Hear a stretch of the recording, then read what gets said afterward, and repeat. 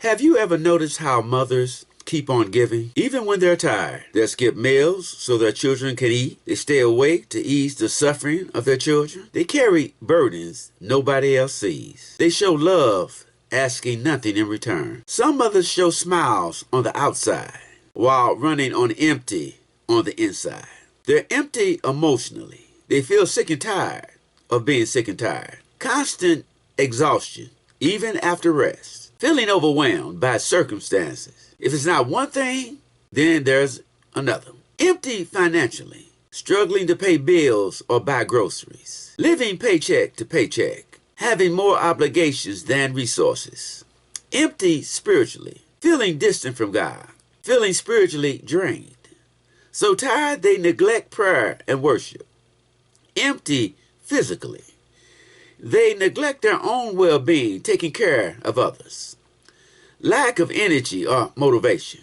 Trouble sleeping or resting well. The widow at Zarephath knew what it meant to run on empty. Widows were some of the neediest people in the land. God sent Elijah to the Gentile widow for provisions. There was a famine in the land.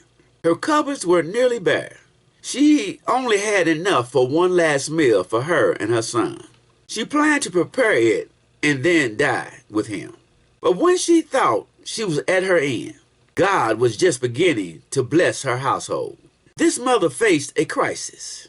Her resources were low. I have only a handful of flour, she said. Imagine her past struggles that left her with only a handful of flour in the present. She probably felt busted and disgusted. What if your future depended on a handful of flour? She was down to her last meal with no backup plan. The widow's future looked hopeless. She believed death was near. She was just trying to survive, not get ahead.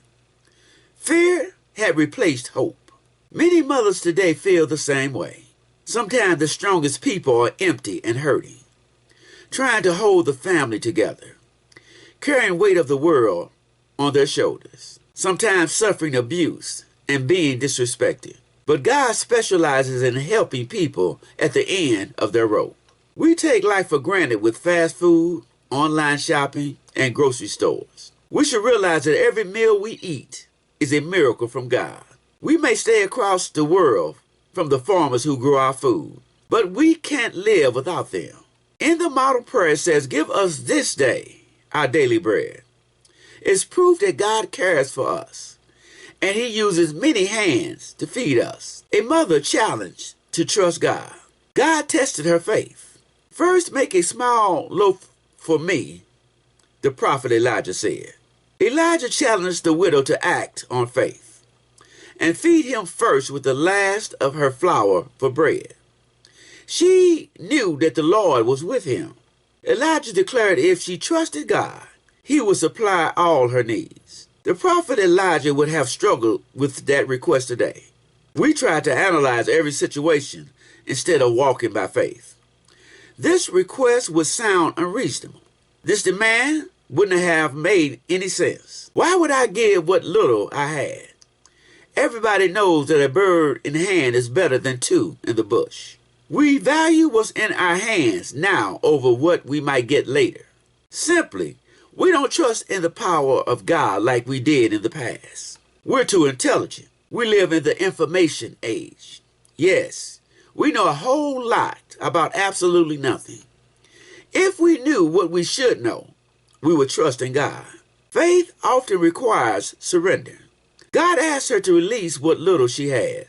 Her obedience opened the door for God's provisions. Surrendering in faith means we have to let go and let God. Since God owns it all, you can trust him with all that you have. God still honors faith today.